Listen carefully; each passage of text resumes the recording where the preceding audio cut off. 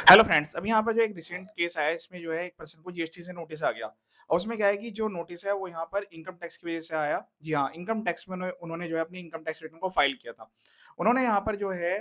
Bank से loan लेने के लिए जो अपनी टर्नओवर है उसको यहाँ पर ज़्यादा दिखाया था। मतलब आप भी जो है अगर आपके पास जीएसटी नंबर है तो आप ये चीज़ ज़रूर वेरीफाई करें कि जो भी आप इनकम टैक्स रिटर्न फाइल कर रहे हैं और जो जीएसटी फाइलिंग कर रहे हैं उसमें जो आपका टर्नओवर है वो मैच रहे। उन्होंने यहाँ पर क्या किया कि जो जीएसटी है वो तो यहाँ पर वो फाइल कर रहे थे, मंथली जीएसटी R13 भी यहाँ पर फाइल करते थे, उसमें प्रॉपर जो भी उनका टैक्स बनता था वो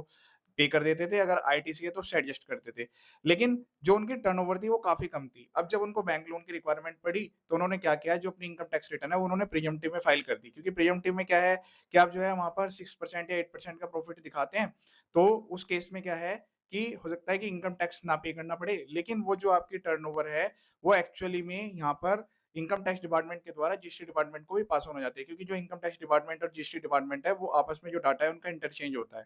तो अब यहाँ पर जीएसटी डिपार्टमेंट से उनको नोटिस आया है कि आपने जो है अपनी आईटीआर जो फाइल किया है उसमें आपने 80 लाख रुपए की टर्नओवर दिखाई हुई है और जो आपने यहाँ पर जीएसटी फाइलिंग किया है उसमें केवल 35 लाख रुपीस की आपकी टर्नओवर है। तो आप ये बताइए कि जो बाकी का आपका गैप है वो आपने उस पर जीएसटी की पेमेंट क्यों नहीं की? और अगर यहाँ पर ये शोकॉज नोटिस आया हुआ है, इस केस में टैक्स के साथ-साथ इंटरेस्ट और पेनल्टी भी यहाँ पर एप्लीकेबल रहने वाले हैं। तो जो यहाँ पर ये न नोटिस जारी किया गया है सेक्शन 73 में आया है। 73 में जो जीएसटी का नोटिस जारी करने के लिए जो स्पेसिफाइड टाइम लिमिट होती है वो एनुअल रिटर्न फाइल करने के 3 साल के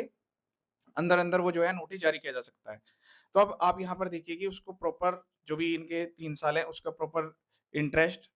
जो उनकी फाइलिंग करने की डेट थी, मतलब यहाँ पर जिस भी पर्टिकुलर ईयर का वो यहाँ पर जीएसटी था वो पे करना होगा, वहाँ से लेकर अब तक का इंटरेस्ट भी पे करना पड़ेगा और उसके केस में भी यहाँ पर पेनल्टी के प्रोविजंस भी है, वो भी यहाँ पर एप्लीकेबल हो सकते हैं।